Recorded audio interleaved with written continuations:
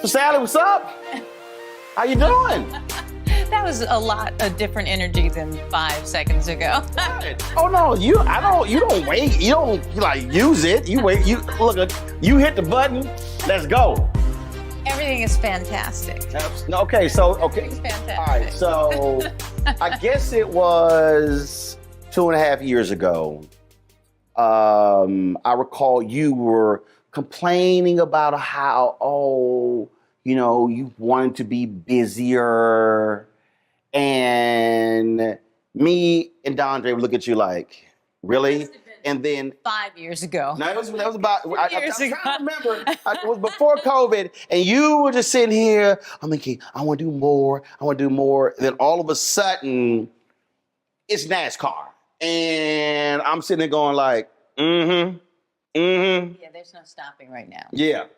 See, you asked for it because you were trying to be. That's all right, because I wanted it. Yeah. I got it. You got it. And I'm okay with it right now. No, it's funny. Dondre teases me because when I first started directing, I kind of, when you find that thing that you're going, I think this is it. This is the thing I'm really good at. This is the thing I'm passionate about. And I just immediately was like, I don't know why I'm not booked up the whole year. Immediately. Yeah, you said that. I just said, because I you felt. were booked. It wasn't like it was one thing you were doing. You were booked. I had a great desire and need to move fast. It's kind of like all of a sudden you start a new career I'm not 20 no more. And I felt like I said, I'm ready. This is it. I have to catch up. And I, in general, am a workaholic. I'm not good. I've been off of work now for a few weeks, and I've cleaned out every drawer. I'm not kidding. I can't be idle. It just. So basically what you've done is you've driven the kids and the hubby crazy. No, I'm doing it. They're doing their thing. It gives me peace to clean out this drawer. So you don't know how okay, but when do you just sit, chill, relax, can you do that? I can do it for a day. And maybe if I was on vacation, I could do it. But a day. I can do a day or two, but doing nothing. Listen, I got 2 kids. We got 3 dogs. If you don't do anything for 2 days, any woman would tell you, there's going to be laundry. There's going to be things going on. I have meetings. I can't do it. No, see, look, I work. I can't stand clutter. Okay, that don't even faze me. That don't faze me. And I'm that, I don't know, I've always been that person that I can't just, like, I think my golf game has suffered now because I'm like, if I'm on the golf course on a Monday or on a Tuesday for 5 hours, I'm there all day, I'm like, I'm pretty sure there's something I could have been doing right now. Yes, like, you're playing golf. Yeah. Well. Oh, see, I can't now. Oh, hell no. I'm a play. I'm a firm believer. Okay. It's going to be there. I know. And there has to be an escape. There has to be a moment where, like for me, I'll sit here and I'll like, yo, you don't call me. I'm not answering the phone. I'm not texting because I believe in the space and the time to think. I need to be able to think, to be creative by myself, to figure out other things, how to make more money, how to build more different things. And if I don't have my think time, which other people might call that work as well, and that might be playing golf, it might be getting away. But my peace time is, so if I'm gone I've been gone so much. So my peace is to be home and to take care of the family.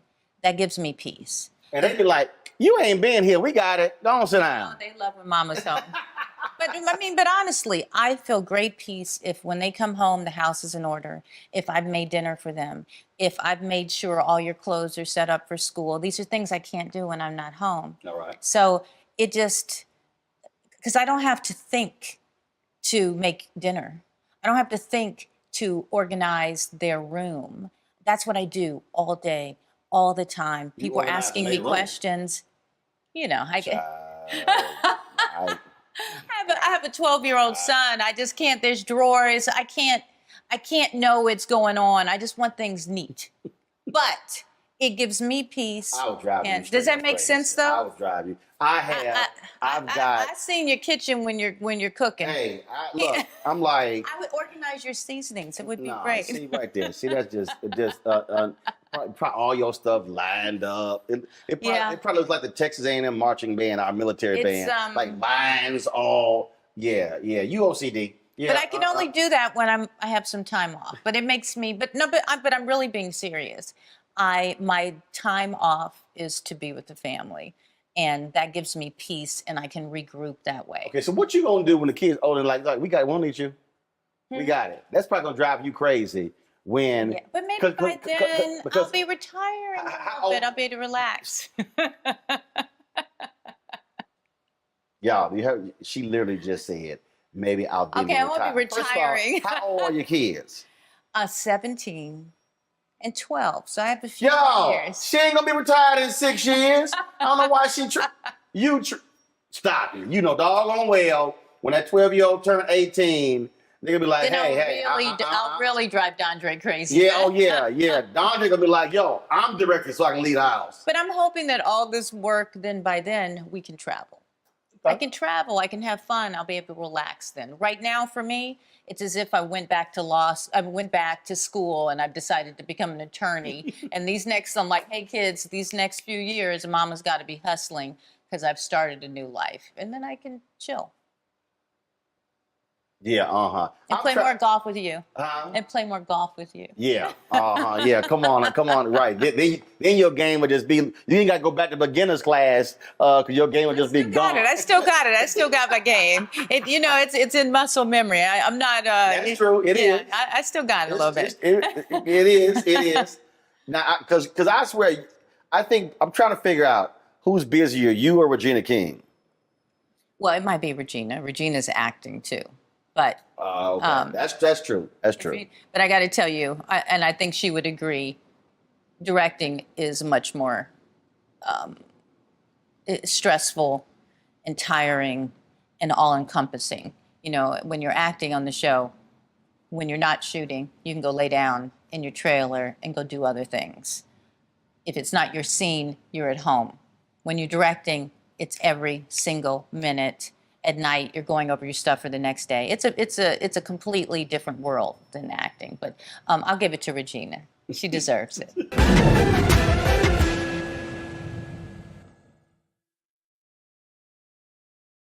Don't you think it's time to get wealthy? I'm Deborah Owens, America's Wealth Coach, and my new show on the Black Star Network focuses on the things your financial advisor or bank isn't telling you. So watch Get Wealthy on the Black Star Network.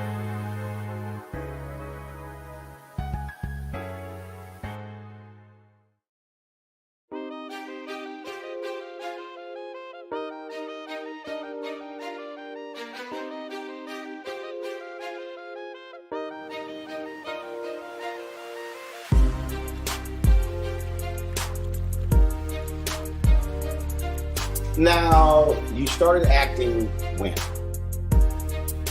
Well, I mean, I think my first play, I was 14 or something in Chicago. But, you know, I moved to LA when I was 24. You know, saved up money, was working in a restaurant to move to LA, and it worked out. Didn't have to get a job. You know, I'm like you can tell already. I was even organized then. Yeah, I'm quite sure. So I was like, okay, I'm gonna go to LA, flew there. Most people don't do it this way. Found an agent first before I moved. Had been working for a year, saving up money, bought a car, drove up, and by the end of that year, I got posse. And that's not normal. Well, you know, when I think back, I look back and I go, I didn't know moving to LA that none of this should work out. Right. And I think that is the gift of being, you know, young and innocent and not having any idea that these dreams should not happen. And just went there. But, you know, it worked out. You never know. It's that actress mentality of you never know when you're not going to work again. It's also why I'm sure Dondre likes to tell everyone I'm cheap. I'm frugal, but it's because I'm. You never. In my mind, I never know when something could stop. What could happen? Well, So prior to- I'm packing it away, and more money to me means more money to save. I remember it was probably about 10 years ago where I was talking to an actor, and he was like, "Look, 98% of actors are unemployed Yep. at any given time." And what's interesting, because we talk about golf, it's interesting how this is how I know things have changed. So in playing in these golf tournaments, I remember, especially with George Lopez golf tournament, I first started playing in George's tournament. Brothers and sisters left and right. Because you didn't have a lot of opportunities. And as I track the streaming services, as I track how all these things have exploded, it's really interesting how fewer and fewer of us Or at the tournaments. in the tournaments. Yeah. Because cats are working. And so a whole lot has really changed in the last 5 years for African Americans, not just in front of the screen, but also behind. Agree? Agree. And I think that hopefully that will be the reason why this isn't a phase again. You know, we've had I was just literally watching some documentary on YouTube about, you know, the Black exploitation films of that era. Right. But I think that it's because we have more people who are writing, because writing is key. Writing and creating these shows and execs and, It's not a and phase. producing. No, I don't think so. No, this is not a phase. Because it's different. But that's what I'm saying. It's different now absolutely different. because we're not just acting.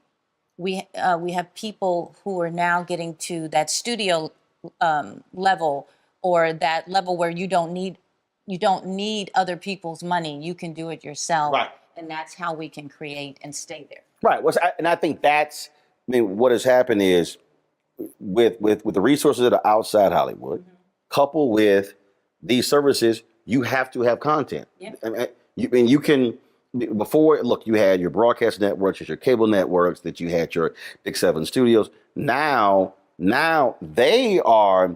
Look, HBO and the studios are scrapping because all of a sudden they're not competing against these new entrants. And then you talk about the independent opportunities. Look, when I launched my OTT network, Black Star Network, again, creating content and serving a particular audience.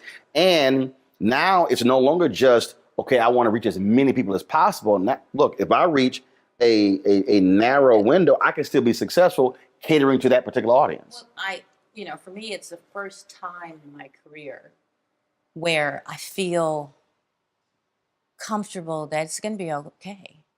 I'm going to work. I'm going to be able to do the kind of projects that I want to do. It's the first, I've been in this business a long time, and it's the first time where I'm like, I'm good.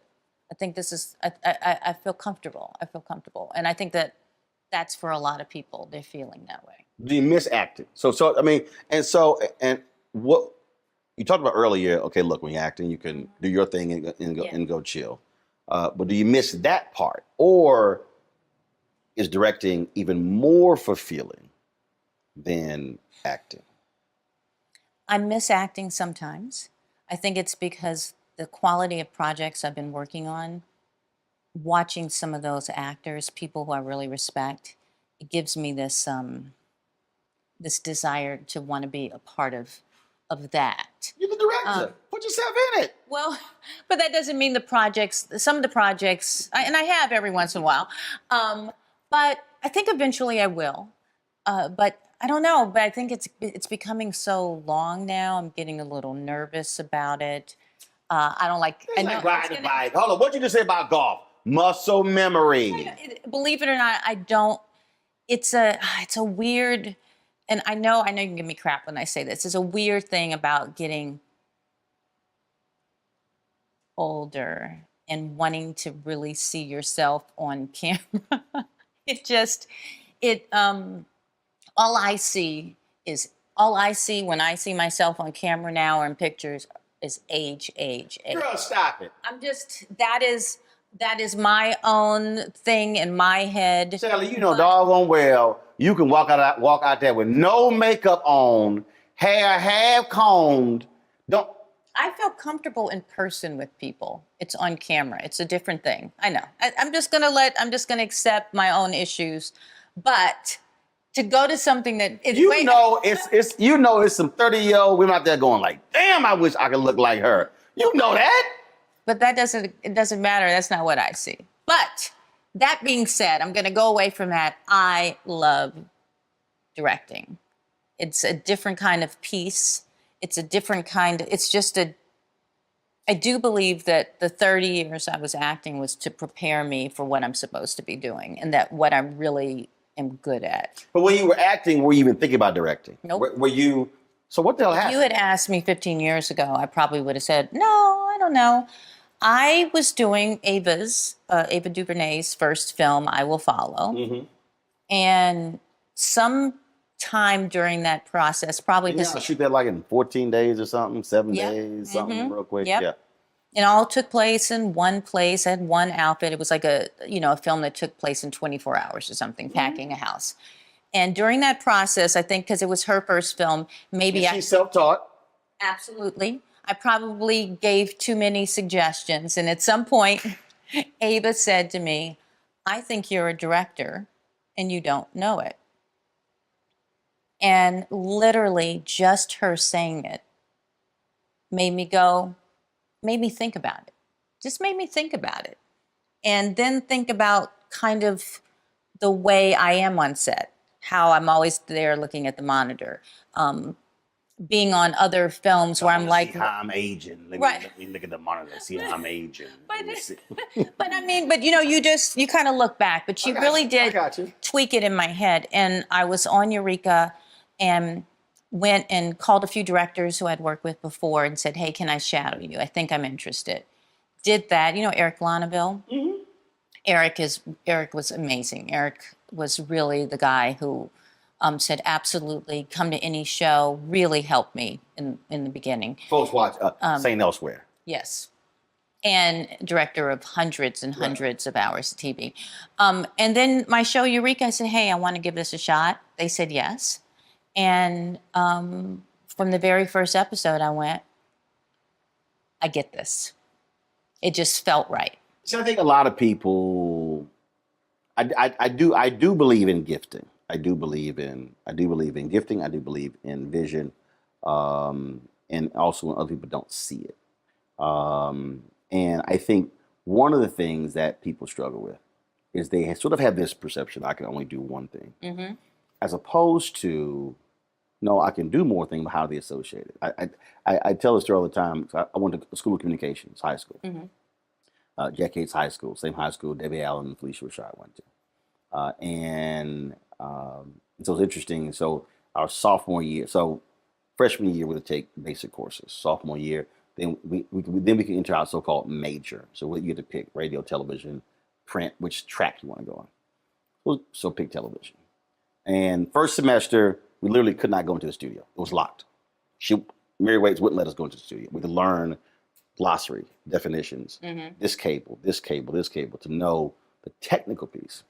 So the first day of the second semester, she unlocks the door. And so students, they're like just waiting.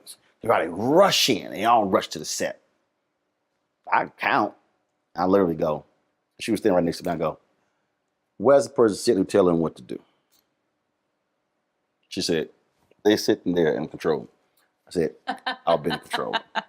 And it wasn't, oh, I want to control the process. It literally was, can't everybody be on set?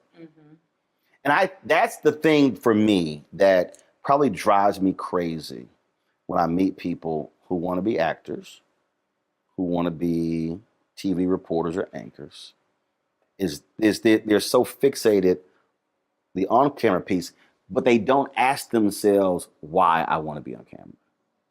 And I had a sister who told me, she's like, yeah, but you're on camera. I said, no, I don't think you understand. Yeah, I said, doing all this back, yeah. I said, I have control of the product. I said, if I was just on camera, I said, I absolutely would not be interested in it. But I think that that is also what we're talking about. I think it's about access and seeing the things.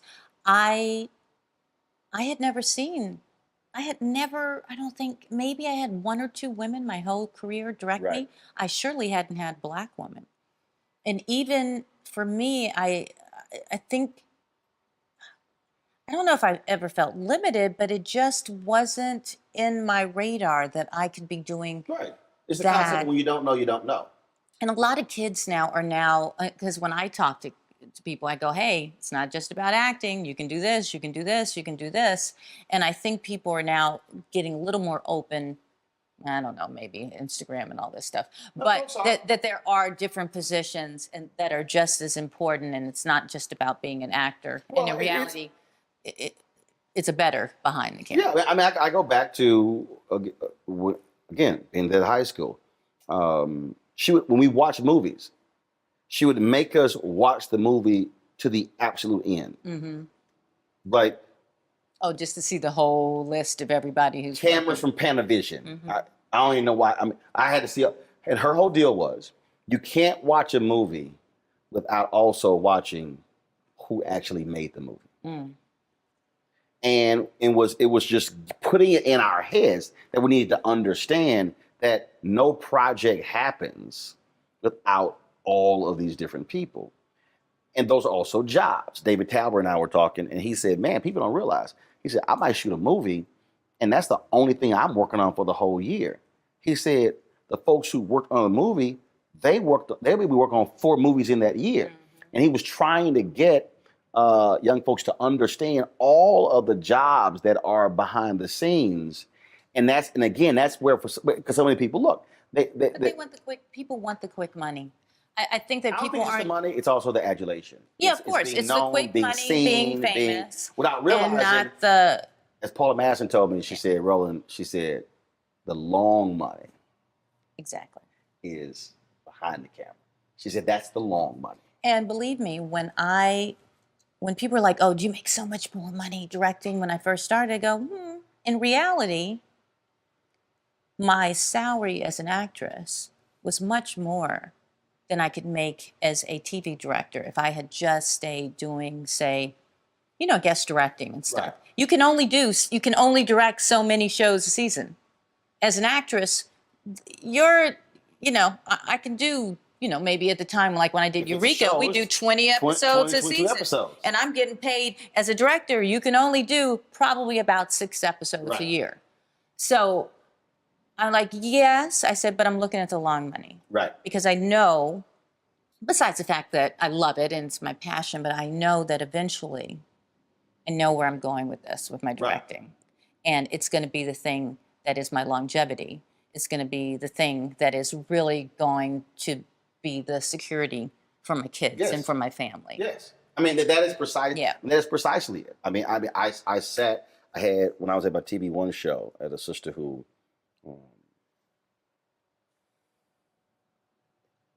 absolutely, positively, today should be a 7-figure executive producer. Mm-hmm. But she wanted to be on camera. Saw it within the first 2 months, said, you will be an executive producer one day. All of the skills.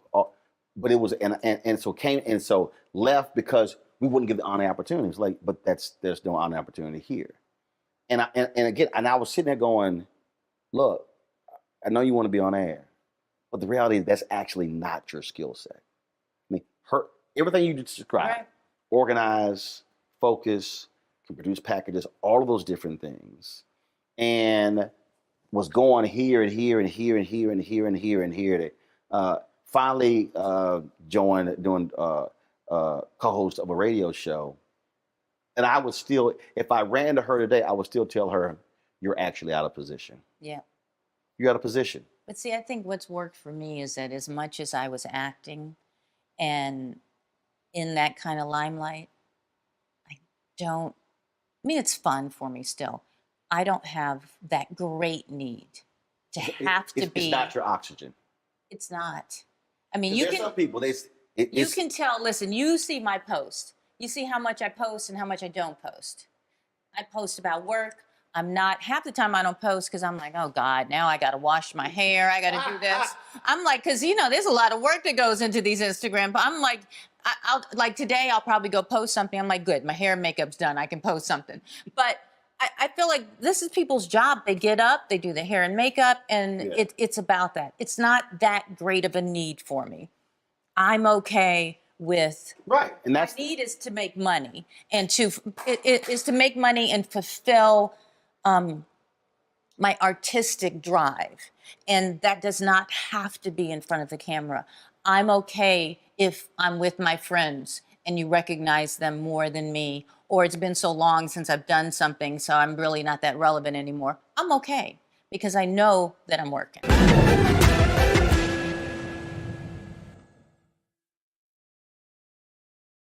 Pull up a chair, take your seat. The Black Table with me, Dr. Greg Carr, here on the Black Star Network. Every week, we'll take a deeper dive into the world we're living in. Join the conversation only on the Black Star Network.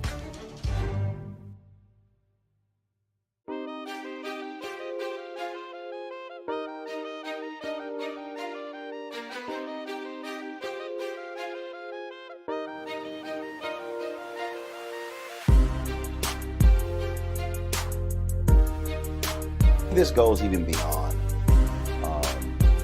media. And I think for a lot of people, I think, first of all, most people have never arrived at the point of what makes me free. What I mean by that is, am I doing something that I truly, truly love where, yes, we want to get paid, but actually the money doesn't matter? Mm-hmm. Because I am operating in this space where I'm enjoying it. I'm loving it. We were at the Anthony Anderson golf tournament, and I was talking with Ken Griffey Jr. And we were talking about technology and drones. And I just had a conversation with Don Cheadle. I sent him something. And I was like, "Oh my God, this FPV drone video is crazy." He was like, "Dude, you are an absolute." He said, "You are an absolute tech geek." You love that stuff. I know. But the thing for me though is what you can do with it. Mm-hmm. And so when I'm watching something, I'm sitting here thinking, "Oh man, we could shoot this and we can do this." And so for me, it's still okay. The camera angle, it's like, okay, so all right, so that's Sally's shot. Okay, so like, what's behind her, and so what's going to be the color, and that's still for me goes back to being in high school. So it's the shot, and it's just like, ooh, that cameraman moving. I was flying the drone at the Anthony deal. In fact, we were 30 minutes from going on air. And normally we have the drone live in the air, and something happened. We actually, and I'm glad I did this because we took us about an hour to get the shot up because it was wrong with one of the cables. And it was 30 minutes before air. It already set up. I was coming off the course, and I was like, "Yo, we had played a golf hole earlier." I said, "I have got to get that shot." I walk over. I was like, "Give me the drone." You gonna do it? No, because they were setting up. Right. Because also during the show, I'm flying the drone while I'm live on the show. Like I'll be sitting here, look, they behind the cameras. I'll be sitting there flying the drone live during the show, straight up. Right. And I was like, "Yo, give me a drone." So I raced to the 10th hole because when we played the hole, I'm playing the hole and I was like, "Oh, this is a great shot here." And then the sun was setting. Got that sucker, and again, so it was just the fun part of it. Not me hosting a show, but being able to get the shot and play it and then watch it back. Like, okay, I'm gonna do a show. For me, there's a sense of peace in something that's beautiful. Oh yeah. And okay, so going back to how crazy I am at home with being neat and organized, it all does play into me directing in my work because there's something about things. No, it's crazy. It's like literally there's something about things in the right place. I'm looking at you right now. You have this beautiful symmetry of two plants. I mean, but it's not the same thing because if it was the same, it wouldn't be right. You have this red dog sculptured thing here, but it's right at the perfect position. You have your green, like all of this now is feeling good to me. Right. If I was shooting, I might get up and move something over an inch, and I see little smudges on something. I go up there and they'd be mad at me because I'm cleaning it. But at the end of the day, all those little issues I have in life really pay off in my work. But I do love, I love a beautiful picture. I love a pretty all the time. I'm trying to get people to. When I worked at the Fort Worth Star Telegram, so it's my second job out, making $34,100. We were having this conversation, and we were talking about different jobs and what they pay. So we're in the newsroom one day, and I said to them, if they were paying me $75,000 to $100,000 to do this reporting job, I said and this was all I could do. I said, but if I was getting paid $50,000 to have complete freedom and joy, I said, I'll take the 50. And they were like, are you crazy? I said, folks, you're going to get used to the new salary after the third month. I said, now what?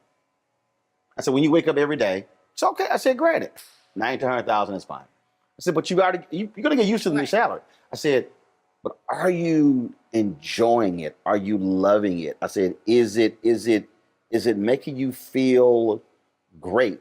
I said, when you see the finished product, how do you feel? Right. And I've had this conversation with so many people, and I'm seeing individuals who have made very good money, but who are miserable. Who are not happy. But I do want to tell people, because this sounds great, and I am loving what I'm doing, and money is better than it used to be. Now, do I wake up every morning in love?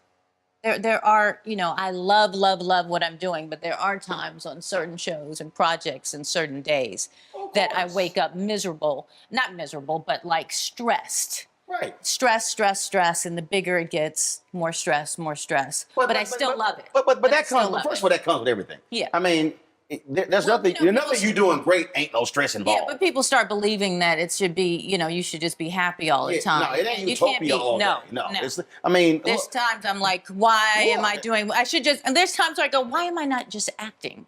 That would be so much easier than this. This is so stressful. I just hate all these people here. But at the end product of it, I'm like, okay, it is worth it. Because there is some pain through through loving. Right, but again, though, for me, walking people through it is still the two words that have just defined me, that I've lived by since I was 24: freedom and flexibility. Yeah, those two words are the most important for me, because it defines everything and allows for me to be able to just have joy, and then think beyond even that particular moment where that's driving you crazy. Well, and that's why my working so much is about getting more freedom. I know that sounds, but the harder I work, the more I get here, it's the more freedom I'm getting to do the kind of projects that I want to do. So it's been a lot of hard work and being away from home to get more freedom. Absolutely. I don't know how that makes sense, but it works. But I will say this here: it's great being in California. And when does the leaf blower ban go into? I don't think it'll ever go. No. It's going. No. It's signed into law. No, it's signed into law. There's not a ban on leaf blowers in California. Really? Yes, that's signed. Because they just hear all the time. Yeah, no, that's signed into law. So yeah, but it's all good though. Alexander, I'm not worried about it. That's called real life. Yeah. And that's the other thing that I try to sort of walk people through as well, which is I get with television in Hollywood, the whole make-believe thing. Mm-hmm. But I actually like to show people the real, like, y'all, this was real. Okay, everything is not, just perfectly coiffed and in place, and things are all. I'm like, it don't happen that way. Yeah. And some people don't know how to deal with that when stuff isn't perfectly in line? How do you, because being Miss OCD, everything good, be in place, everything, okay, how do you even go, all right, let me just accept when everything is not perfect? Because I really don't, as much as I'd like it, I don't really have a complete problem with it. I've learned, I have children. Once you have children and you have animals and you're married, all these things, at a certain point you have to go, I've had to learn to walk in the door and there's a pile of shoes there. And I look over in the living room and I'm like, nobody saw that the dog peed right here. Like, I've had to just. But I'm with you though. Release. Okay, at home, this was hilarious. At home, I'm unbothered by that. I can but deal with work. that. And not at work. See, that's a whole different deal. I am. But at work, you have to have it. For me as a director, I also have to have it at work because it's a huge machine. I'm sorry, a huge machine with hundreds of people working. I have to be a great director. You also have to be willing to kind of go with the flow sometimes and make split decisions when things aren't going right. When that's happening, I was shooting a show in. On Venice Beach where we had a guy on a megaphone who was not going to shut up until you paid him off. And then he got mad and he wasn't going to shut up after that. And how do you work around that? Right. I have some crazy actor who doesn't want to do this. Now I have to massage you this way. Mm-hmm. So as much as I'm OCD, I also have a great skill of maneuvering around obstacles and getting what I need and getting what I want.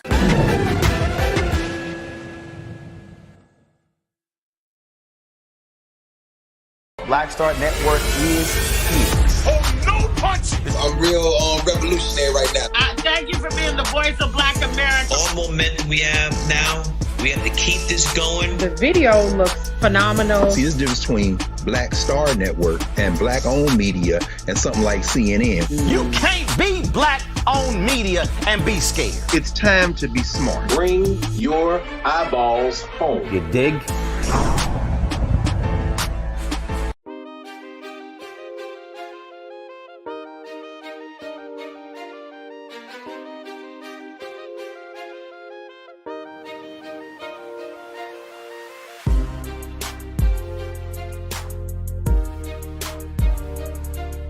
I am probably, I absolutely, for me, I'm OCD when it comes to gear, equipment, and stuff being in place. Is that right, guys? No, they know. It's real interesting when you start thinking back to like, how did you get to be this person, this sort of thing. And so it's crazy to me how so much for me is growing up. My grandmother had a catering business and starting when I was 7 years old and helping with weddings. And we had to prepare for putting together a wedding on and going to her house. We lived 8 blocks away, going to her house on Monday. And okay, what's the wedding? How many people? Glasses, plastic, silk, real flowers. Okay, candelabras, no candelabras. Right. Aisle runner, is it clean? I start going to this sort of stuff. So I did that until I was 30. So even when I was a journalist, I was still doing stuff that was catering. And that level of detail planning and having to have stuff, having it in place when something comes up, that you not bring the wire cutters. You know we're going to cut. That you not bring the shears. Do you know it was like, okay, this a certain type of tape that we have. We use stickum. Like all of those small little things that when we were in that church and the wedding is starting in an hour and you got to get this stuff done. And then we got to leave from there. Then we got to go into the reception hall. And then it's okay that you bring the right push pins for the tablecloth, that you bring the skirt. Okay, are they doing linen tops, plastic top? I'm 10, 11 years old. Right. And that's literally every week, especially from April through September, where everybody, especially with your June brides. It's crazy. So for me, I am absolutely that way when it comes to when we're going to. It's kind of like, how do we leave that? How do we not bring that? Right. Did we not think that we may have needed that? Okay, and it's just, and I went to our equipment room, and I walked in, and I felt like Howard Hughes in The Aviator, because it was stuff everywhere. And the reason that drives me crazy, because again, I go back to when we have to find something and it's not in this place. Like even when I pack my gear bag, all my stuff is in the exact place, because if there is a hole, I know exactly what is missing. So I'm not trying to figure out. Got you. No, hard drive supposed to be here. And that just, and it drives me like I would drive the crew crazy, because I'm like, no, because something's going to happen. And that is the one thing we're going to need.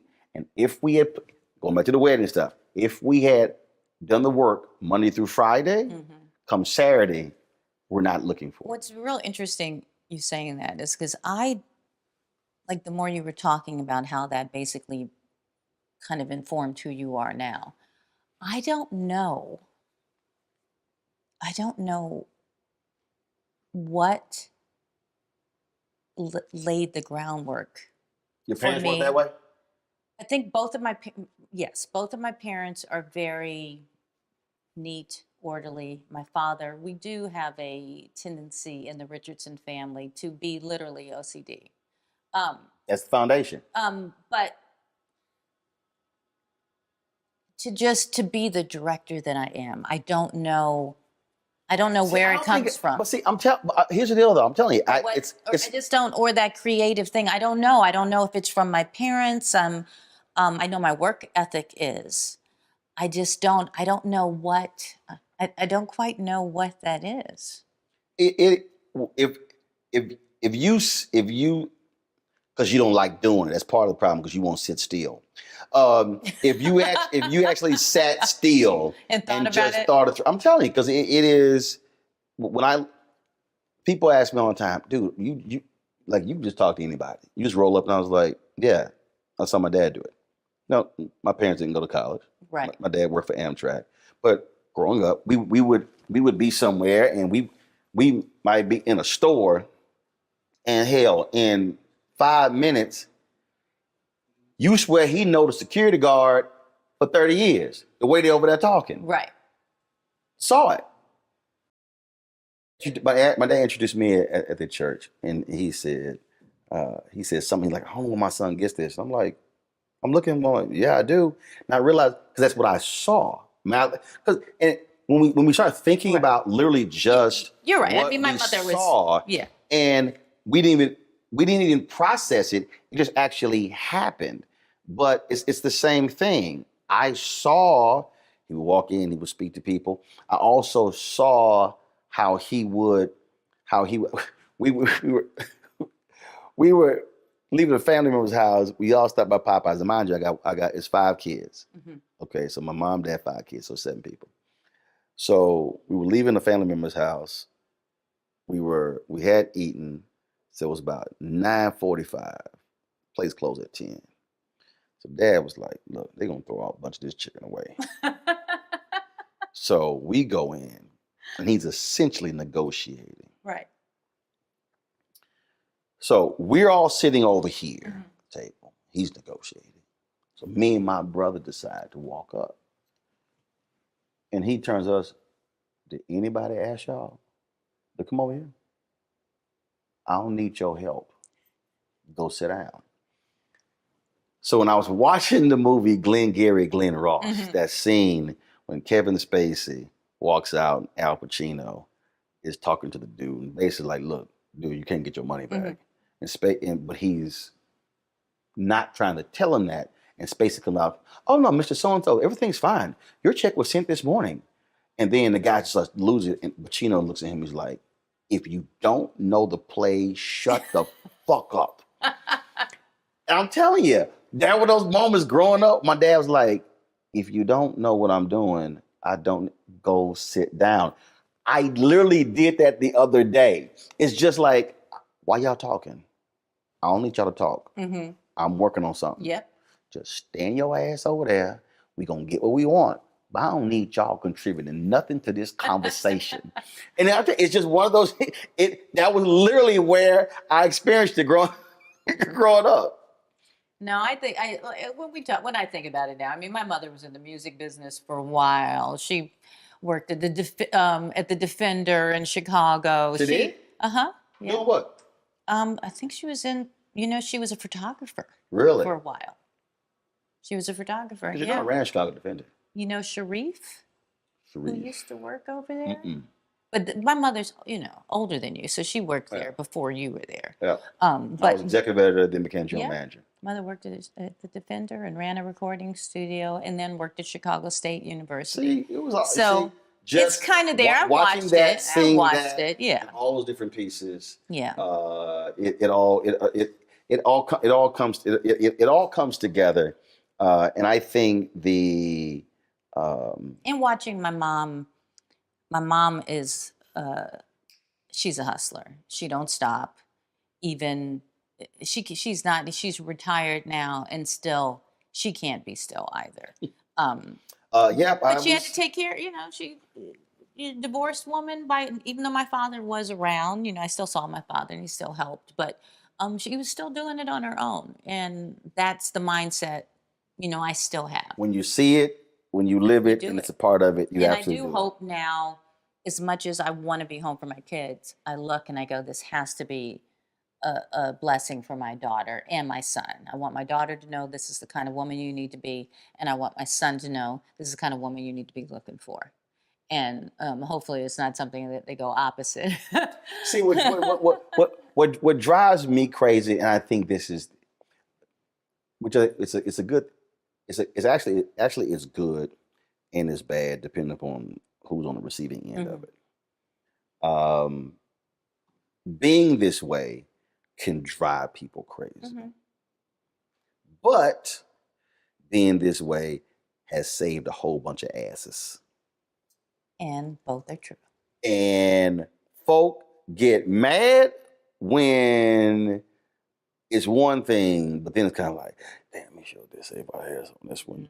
And it's one of those things where Peter Roussel, who was Deputy Press Secretary to Vice President George H.W. Bush, he was an adjunct professor at Texas A&M. This is what he told me. He said, Roland, he said, the thing that most people really love about you is the very thing that most people hate about you. Absolutely. He said, so you have to accept it. He said, and for those who hate it, it's their problem. Well, and I think that you and I are the same, that at this point in my life, I am who I am. And I think it's not a bad thing to be. And I think that everyone in my family probably hates and loves me for who I am. Yeah, but again, depending upon what the situation, they're like, I'm so glad she ain't no like that. And again, sometimes they don't hate it. Other times they're going to love it. Off, when we talk about the money thing, he'll try to buy me something extravagant. And he knows that he has to warn me. He's like, okay, don't get mad. Because he knows in my mind, I'm like, we need to spend that money. I'm fine. I don't need that purse. But I've had to learn how to accept the damn gift. Yes, accept the damn gift. Okay, I don't need that bag. See, I'm here's sort of how I am. Go buy what you want. Like I literally don't. Seriously, I can't think of the last time Jackie bought me something. For everyone else, the kids, I'll get anything for you in the world. What do you need? I don't want you to go to school and have nobody teasing you about some shoes when you're at this private school, and I can afford to get you some nice shoes. For me,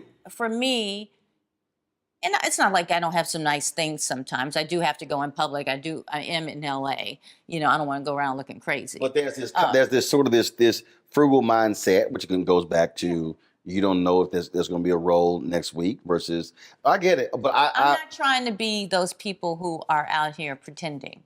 I see people all the time where I look and I just see their lifestyle and I go, I don't know how, unless they got some secret business. No, they don't. There was some rapper, I would name him. For this? Bro had 4 cars repossessed in 1 year.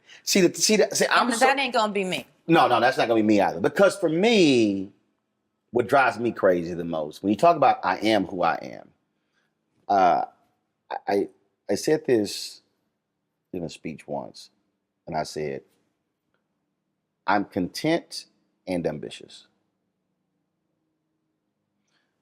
Content in that if I don't do more, if I don't make more, if I don't have a bigger house, if I don't travel to these places, absolutely love my life. Absolutely no See, complaints. I'm thinking about that. No complaint. No, let me walk. Yeah, see what. no, I'm So thinking, again, just thinking so about like what you're saying. Am I I've done content? these great things. I've played in these celebrity tournaments. I've played these gorgeous courses. I've gone these places. So if I don't do anything more, if my life literally stays where it is, I am very content with the life that I've had. But at the same time, I'm still ambitious in that what I'm pursuing. What I really mean by that is, because what happens is there are people who are not content. And it's always the next thing. I need the next thing. No, I've got to have a bigger house, a bigger car. Right. I got to have this. And so they never actually enjoy what they have. And the reality is, if that's you, you're never going to reach the point of being content. Right. So it's fine. I'm telling you. So no, I'm thinking. Where do I lie in this definition of content? I'm content with certain things in my life. Is that okay? Like what? I'm content with my family. I have a really lovely family. Love my kids. Love my husband. See, what this means, this doesn't mean... Which is a good thing. A lot of people don't have that family to be content with. Content doesn't... See, here's I think the problem with the word content for some people. It's not what's implied, it's what they infer. It doesn't mean... You're satisfied. That's not a good word. No. Satisfied. What it means is, God's blessed me with these things. And I am pleased with what I have received. Yes. I've enjoyed it. It's been great. It's been wonderful. And if I'm not I've never been to Paris. I've never been to Thailand. I've never been to all different places. I've never been to Ghana twice. Haven't been to South Africa and other countries. If I never go, I'm good. But it doesn't mean I still don't want to go. I think it's the people who aren't satisfied, aren't content, who basically demean or diminish what they've done, where they've gone, what they've accomplished, and it's the next thing. And the reality is that means that you'll never actually be happy because there will always be another thing. I'm okay. There'll always be that. I'm in there. I think a lot of what I want a lot more in my life. I want more in my career, but I think really now I want that for my kids. So as much as I'm working for me and I enjoy what I'm doing and I want to keep moving up that ladder, everything now for me is just laying that foundation so that my children will be okay when I can't work anymore and as they go to college and move on and make it easier.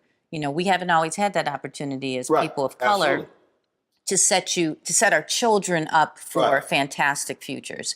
And that is what I'm all about right now. How do I make it so if my daughter's interested in doing real estate so that as soon as she graduates from business school, I'm like, okay, I'll help you buy your first piece of property. There you go. Oh, you're at college? Well, how about we just we'll buy that apartment for your dorm and then you can rent. Just kind of setting my children up to have much more than I ever did and to start at a higher level. See, That's really what I care about. So we raised 6 of my nieces. I don't have any kids. For me, it's so funny when we think back what happened with growing up. One of the things that drove me crazy, and it still drives me crazy. I hated these conversations. My dad would be like, if I had money. I was like, we don't. Why are we having this conversation? No, I don't like that. Again, I go back to that content and ambitious. It drove me crazy. So I'm like, for me, it was like, you're torturing yourself. Why? I have friends that are private planes. I flew on. Great, enjoy myself. I would get my ass on a commercial airline and ain't no problem whatsoever. Like literally, no, I don't feel like I'm bad. Oh man, I wish I had. Don't faze me a bit. Right. And that sort of goes back to that whole content ambitious thing. And and I'm saying, and it drove me crazy. Look, love my parents to death, but it drove me crazy because I'm like, okay, if you don't, you don't. For me, it's just like, yo, it is what it is. And if I see something, hey, great, that's wonderful. That's cool.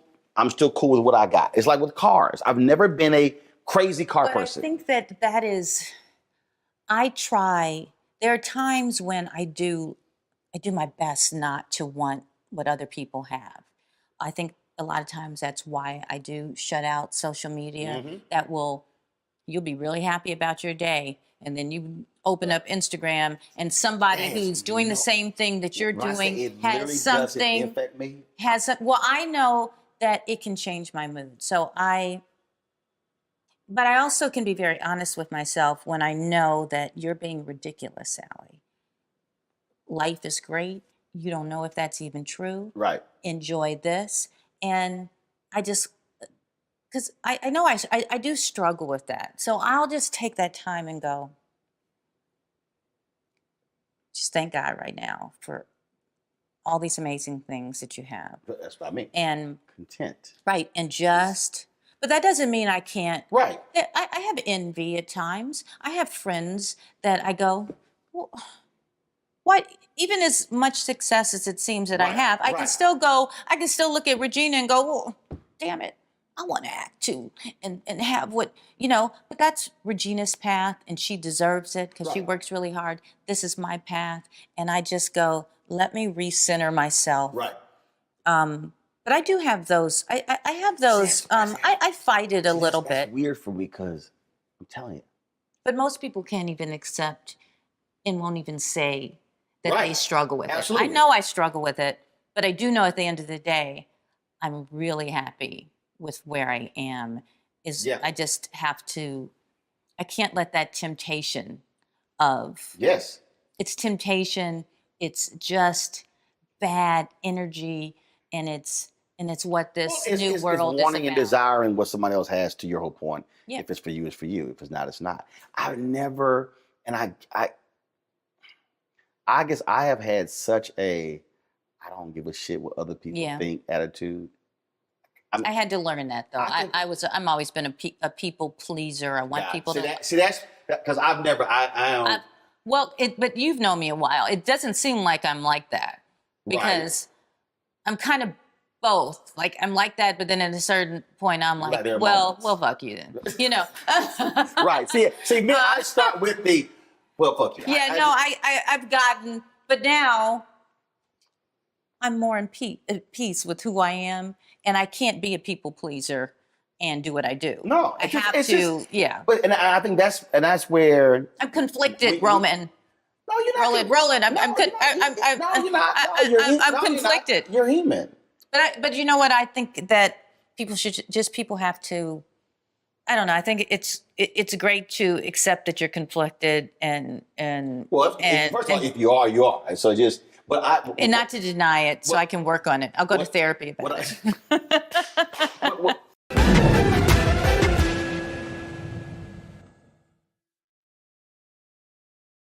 When you talk about blackness and what happens in black culture, we're about covering these things that matter to us, speaking to our issues and concerns. This is a genuine people-powered movement. There's a lot of stuff that we're not getting. You get it, and you spread the word. We wish to plead our own cause.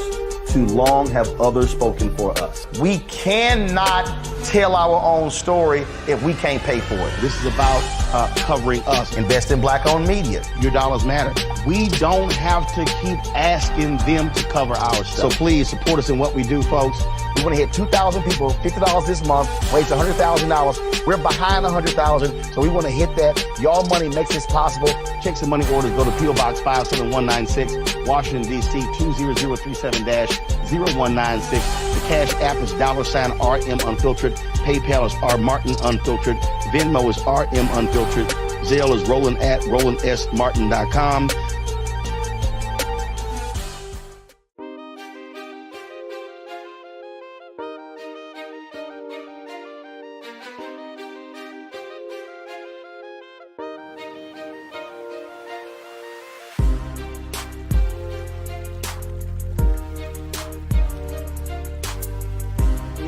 For me, what I try to encourage people is, I'm telling you, I literally do not know. I take it back.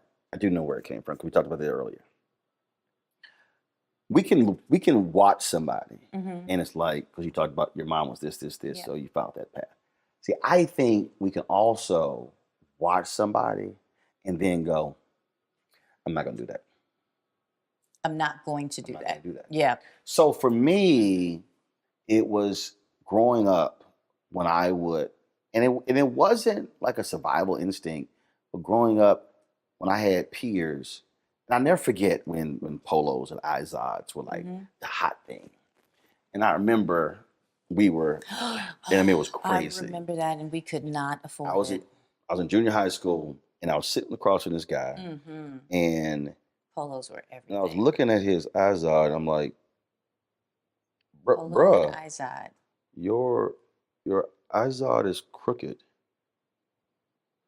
Come to find out, It was fake. it was sewn on. They had bought a regular shirt. But here's the thing, and I said, so you mean tell me y'all went through all that trouble to sew on? I said, it's the same shirt. I said, the shirt literally is the same shirt, except for that Izod on your left breast. I was like, bro, y'all went through all that trouble? And I was like, for a polo and an Izod? See, I think I couldn't understand that. I grew up, so in Hyde Park, I went to the lab school. And we weren't like, my mother gets so mad if I say we didn't have money. But we didn't have a lot of money. I'm sorry, Mother. But I went to a private school of kids with a lot of money. Right. And they had all of that. And and I probably carried this. That's why I don't want to spend money. Right. I'd go around and I always wear T-shirts and blue jeans because I couldn't afford to dress up like them. So I would just go, well, I'm a tomboy. I don't care about that stuff. I don't care about the makeup and the purses and the jeans and stuff because I knew I couldn't afford it. So it's better just to say it like that. But I did, and I had all my friends who were in Jack and Jill and all that. And I still to this day feel very uncomfortable with people who kind of came from that world because I just didn't have it. And I think that that's where this need still comes from. That was sort of your shield. It was my to shield. deal with it. Yeah, which is probably because why I didn't have it, and so let me create this whole deal with like I don't give a damn. I don't give a y'all damn. got it. And when you actually did give a damn, which I created the shield. Yeah. That was the thing it was if there was one thing I absolutely appreciate about my parents is that was actually put in us. Mhm. I think I just took it to like the 100th degree. Yeah. Where I literally did not.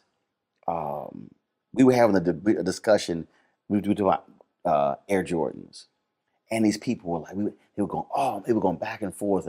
Oh man, growing up, they would start describing this edition. They asked me, I was like, nah, I never owned a pair. Yeah. And looked at me, I said, man, did you think I was going to be spending $100 for a pair of damn tennis shoes? I was like, oh hell no, because that literally was how I was raised. It was like that's not of importance. I could go to school looking clean, neat, just fine. I remember my brother and I were 1 year, 1 day apart. He's November 13th, I'm November 14th.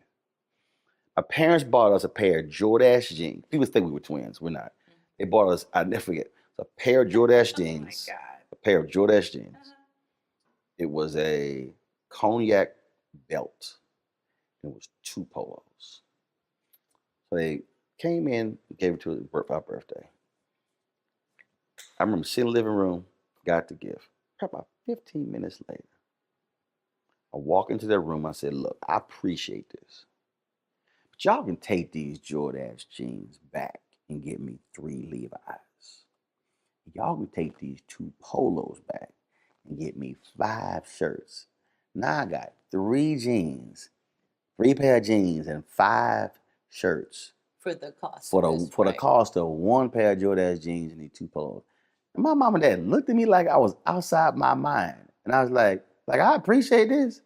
And I think probably was like 15, 16. But I literally was like, You know what's funny is that's my daughter now. She, as much as, and she goes to school with all the kids who have everything.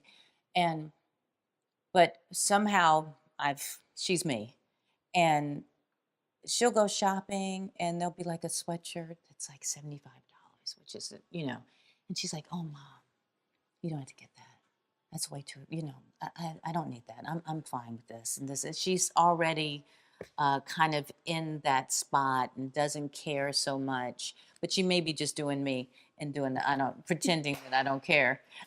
see, thing. and I wasn't pretending. It was just, I literally did not, going to school, I did not. But what's crazy care. right now, you're making me really think about the fact that I still operate in life at times with this kind of stuff, with all the stuff, with all the purses. And not that, like I said, I have my own thing. I have some things, but that I still operate on, I don't care about that stuff.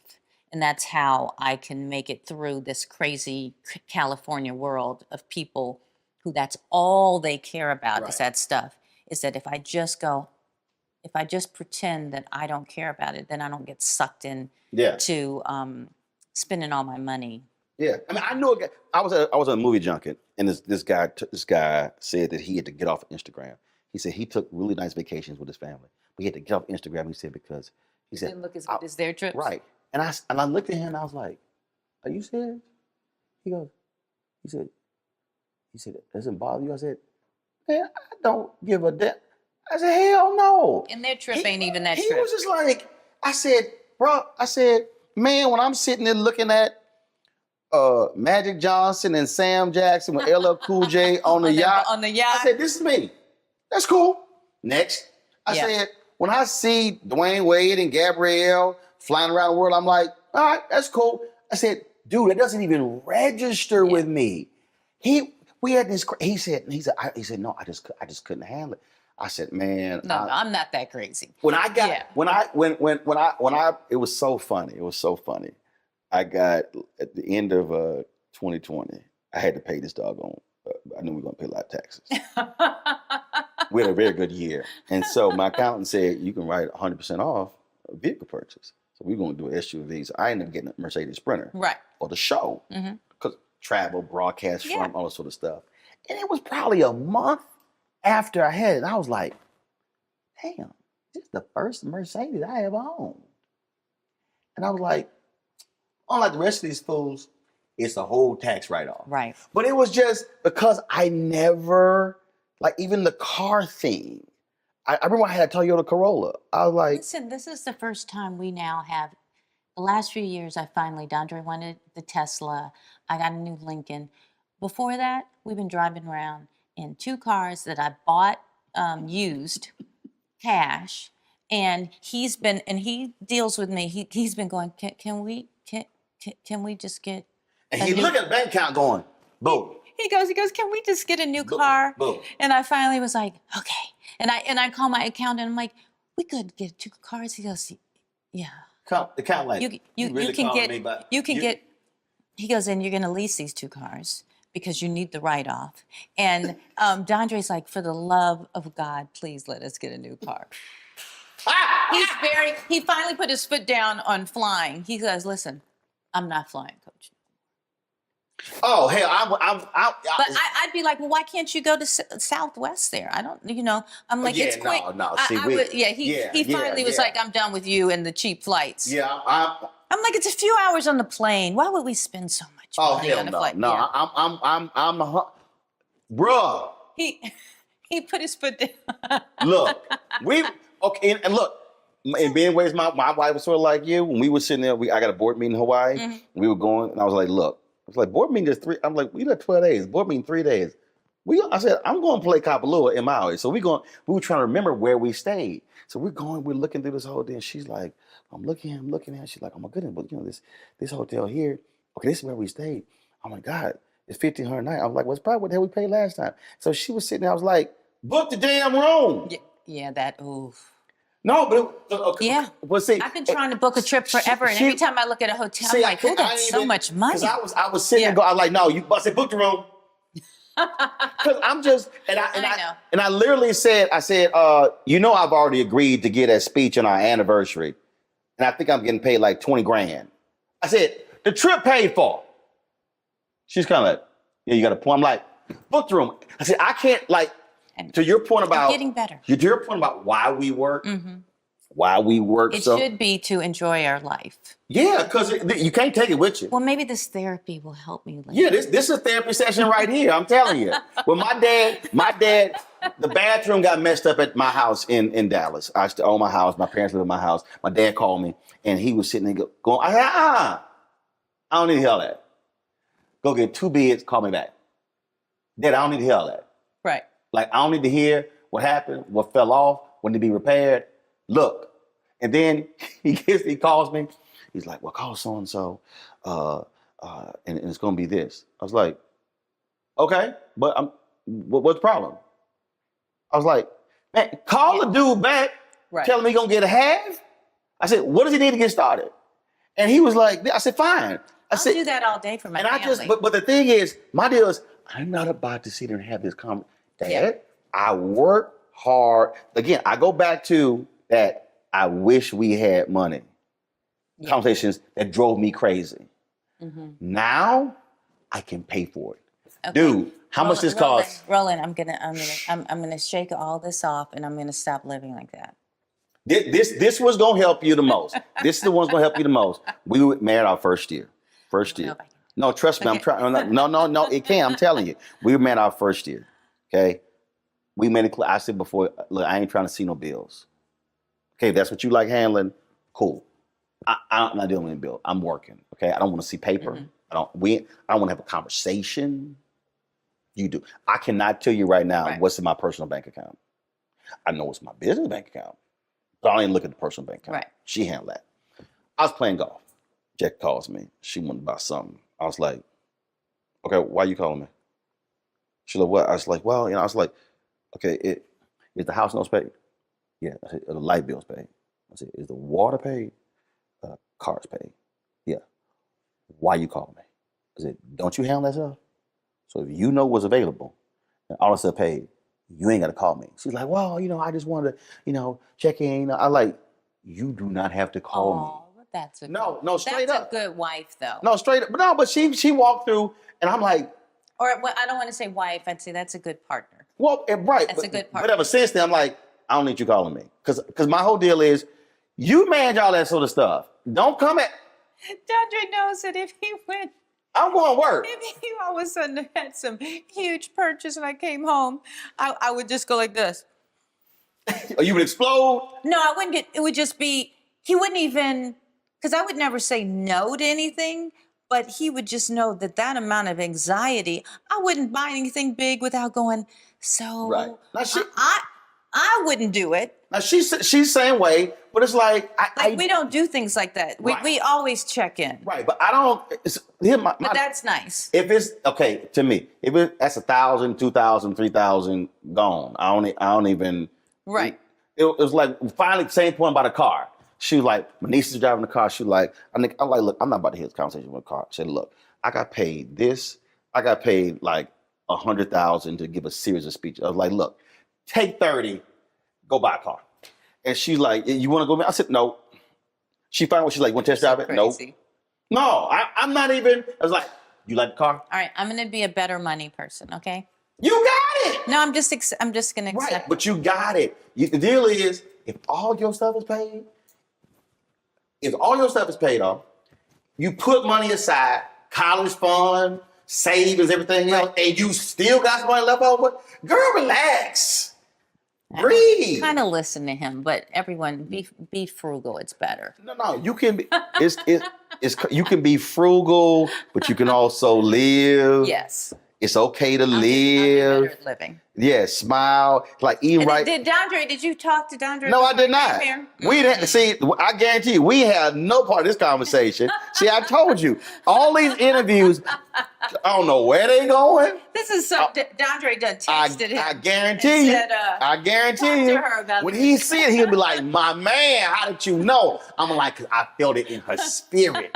I'm like, I said, my spiritual discernment was available, and I said, the Lord was like, had this conversation. It was my little sneakers that I came here in. I know that's what it is. I'm telling you, because the deal is, my hashtag is live life, love it. You're right. You're absolutely right. Especially when you're working this damn hard to get it. You're right.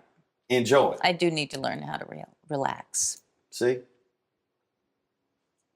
And I won't even send her an invoice. You and Dondre are my therapist.